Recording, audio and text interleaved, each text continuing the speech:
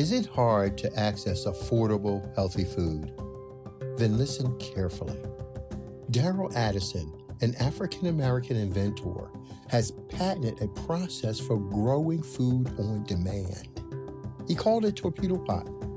Torpedo Pot is a fully automated flower pot that gives you control over your plant's environment. All you do is add soil, seeds, and plants to the flower pot and watch it grow. Yes, Torpedo Pot grows the rest. Visit www.torpedopot.com.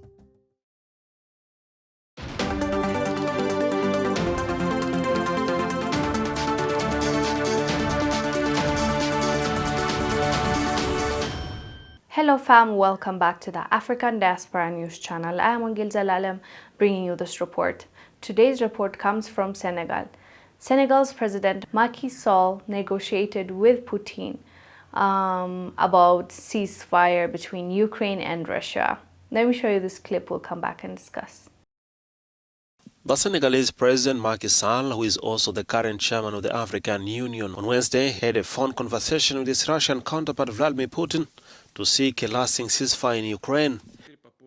The African Union had, in a statement issued on 24 February, called on Russia and any other regional or international actor to imperatively respect international law, territorial integrity and national sovereignty of Ukraine.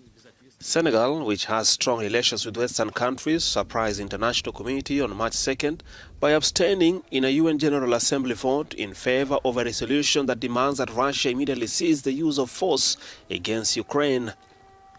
Meanwhile, Ukraine has told the UN it will repatriate its 250 peacekeepers deployed in the Democratic Republic of Congo. Macky Sall is not just the president of Senegal, but he's also the chairman of African Union. So when he's having a conversation with Putin, he wears two hats, not just the Senegal's president hat, you know. So you can say that the AU talked to Putin for a ceasefire and they want to negotiate peace between the two. And it is understandable why they want to do that.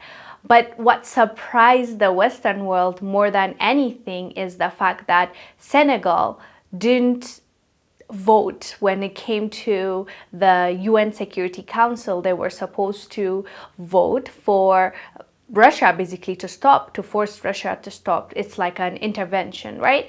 So Senegal decided to abstain, and you know, Senegal has a really good relationship with the Western world, so it was quite a shock for their counterparts, and they were not really happy about Senegal's decision to do that. And that decision came after Macky Sall talked to Putin.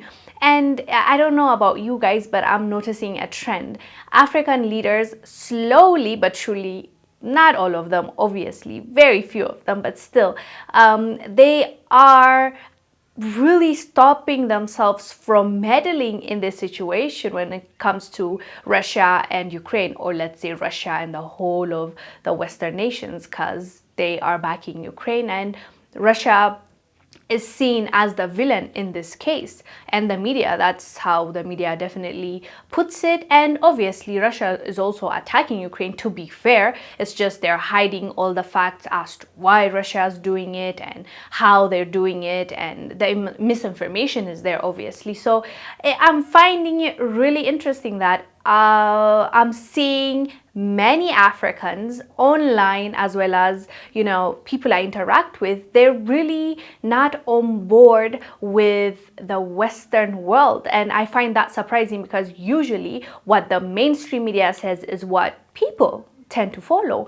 Now I'm seeing a bit of a resistance when it comes to Africans, and you can tell Western nations are also a bit unhappy about that, because I'm seeing articles from the mainstream media really explaining and dissecting and debunking Putin's side of the story. Because, for example, there was a story that they were debunking. There was a photo that went viral of Putin helping in Africa, like in his military wear, and not just him, other other leaders, and the story claims that he helped Africans fight off, I believe, like colonization or something. I don't know if that's accurate. It doesn't sound accurate, to be fair, but for me, what I found surprising was Western medias were debunking, actually writing articles about it, and you can tell they're pressed about it because they keep talking about it and saying, no, Putin didn't do this, this is Photoshop, this is a lie,